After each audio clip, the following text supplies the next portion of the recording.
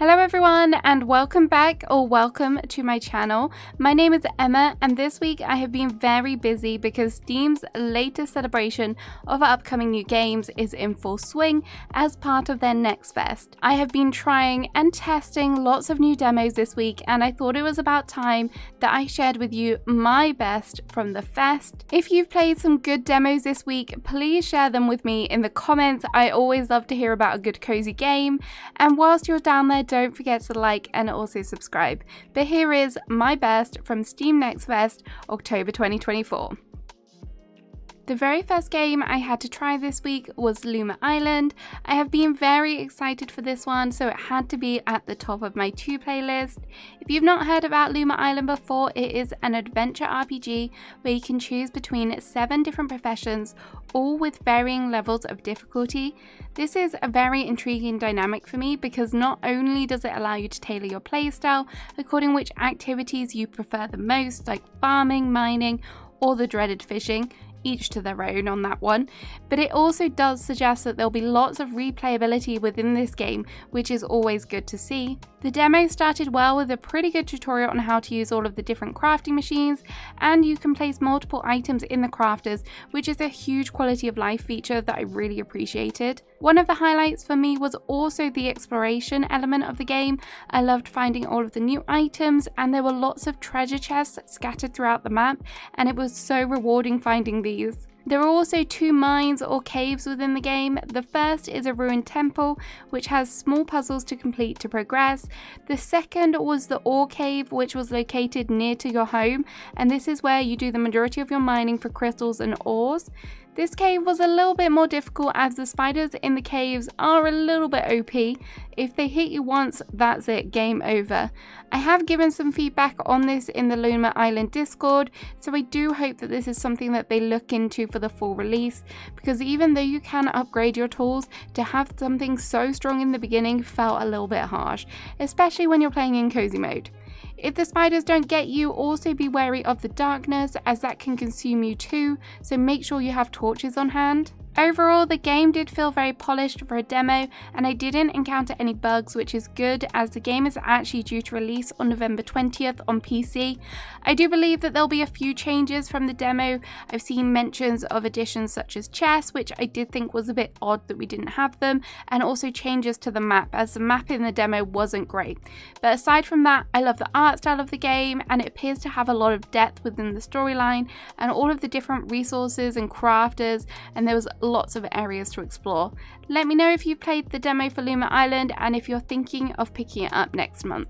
I've been following the development of this next game for quite a while, and the developer has a lovely story.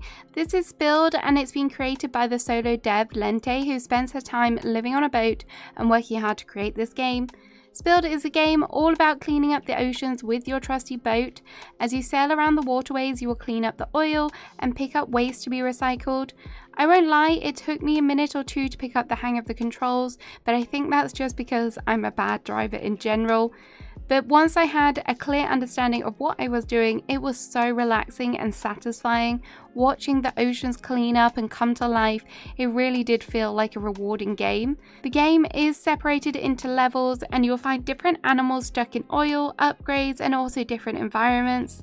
After playing the demo, I'm very excited for the full release, and I think it will be a great, short, and casual game to enjoy. In at number 3, we have Call of Boba, and I was hoping that this game would give me my cafe management fix that I've been in need of. The game definitely did that, and it had a few extra surprises too. Call of Boba is a pixel art game all about helping to save a struggling boba tea shop, which is set in the aptly named Tapioca Town. You will first get to know the different recipes, and once you're ready, you can open the shop and do a shift serving customers. Running the shop is pretty straightforward as you run into different stations to fetch the different ingredients and then deliver them to the customers before they get angry and leave.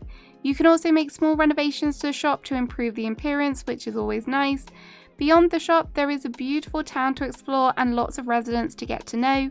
Outside of the shop, you will also find different activities such as farming and fishing, but when darkness rolled in, this is where I had a little bit of a shock as there is combat in the game. At night, you will need to arm your Boba weapons and defeat enemies. For those of you who aren't sure about combat, it wasn't too difficult and the weapons seemed to upgrade pretty quickly. It just felt like a fun little arcade game in between the day-to-day running of the shop, which kind of is sometimes welcome, something to break it up a bit. The art style was nostalgic for me and I love the characters, and the reactions when you engage and chat with them was so precious. If you're a fan of pixel art style games and don't mind a bit of combat, this game should definitely be on your wish list. Continuing the shop theme, we have Trash Goblin. Again, this is another one I've been following for a while and thought now would be a good time to give it a try. In this game, you play as a goblin who runs a trinket shop.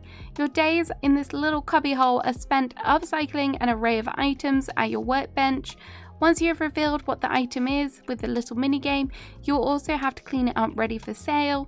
Working at the bench was one of my favourite things about this demo, as it had a nice little puzzle element to it, which wasn't very challenging at all. All you had to do was kind of figure out which blocks to remove next, which was quite straightforward. To make money, you will be alerted by customers at your window who will have special requests for items. With my profits, I was also able to add a little bit of pizzazz to my workshop and living area. This demo gave a really nice snapshot into the gameplay and what to expect, and I think upon full release there'll be a lot more content to delve into and expand upon. So if you love the idea of running a shop but don't want time pressures, this definitely had a laid back vibe to it, so I can highly recommend. Trash Goblin is releasing on PC on November 6th, so there really isn't long to wait. This next one is a puzzle game, and I do like to enjoy a nice relaxing puzzle game once in a while, and I really enjoyed the demo for this one.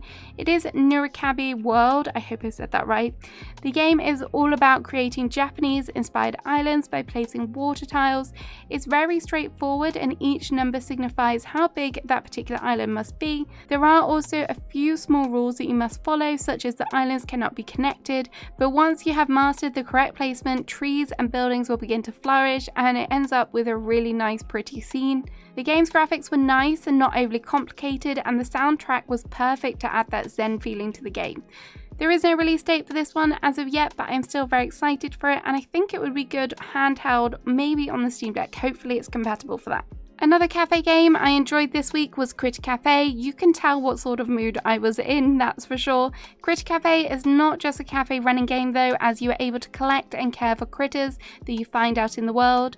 At first, I wasn't sure with the character creation of the game. Although well detailed and it had good options, I wasn't so much a fan of the actual art style, but when you actually get into the game, it kind of fits the surroundings a lot better. Running the cafe in the demo was pretty good, although I do hope it kind of feels a bit smoother in the full version. I like that there were different elements in the kitchen and the food collection. There were some mini games to produce items for customers, and you can also decorate. The items that I encountered in the game were all really cute, so I'm sure that you can make something beautiful when it comes to that. Exploring the world was also nice. The map was really pretty and there were lots of different biomes and areas to explore, and finding these different critters I think could be a really good kind of side quest to the main kind of idea of running the cafe. So I'm excited to see all of the different critters that I'll be able to find and take care of them. I think it's a nice combination having the critter side of it and also the cafe side of it. The game did specify that for the best experience is to play on controller, which I did, but I'm normally a keyboard and mouse kind of girl, so it did take me a while to get used to that.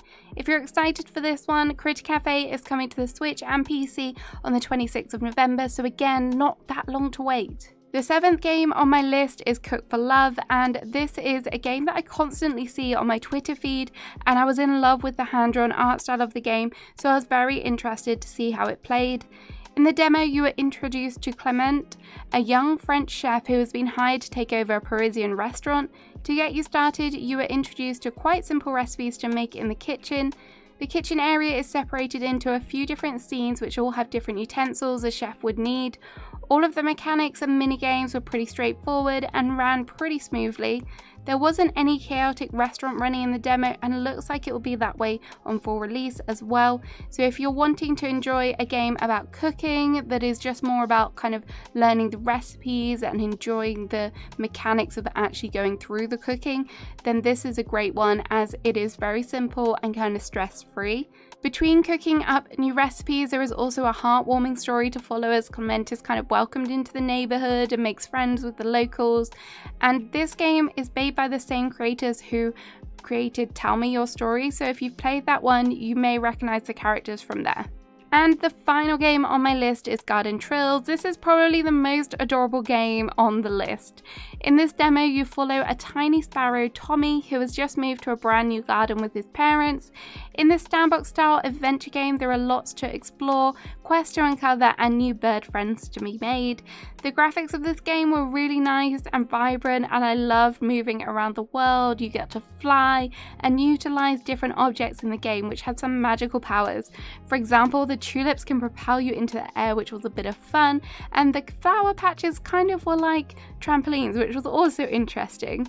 This game felt like the perfect wholesome game, which was not too challenging, and if you're a fan of games such as Little Kitty Big City, you will absolutely love this as well. The main game is releasing on Steam in December, but we don't have a confirmed release date quite yet, but if you do enjoy games of this nature, it should definitely be on your wish list. So there we have it. There are the games that I enjoyed most this week. As I said at the beginning, let me know what you've played, what have you enjoyed, and what are you most excited for. I can't wait to see how these games develop, and hopefully we'll get some new releases very soon. I'll see you again soon with another video. Have a great rest of your day. Bye bye.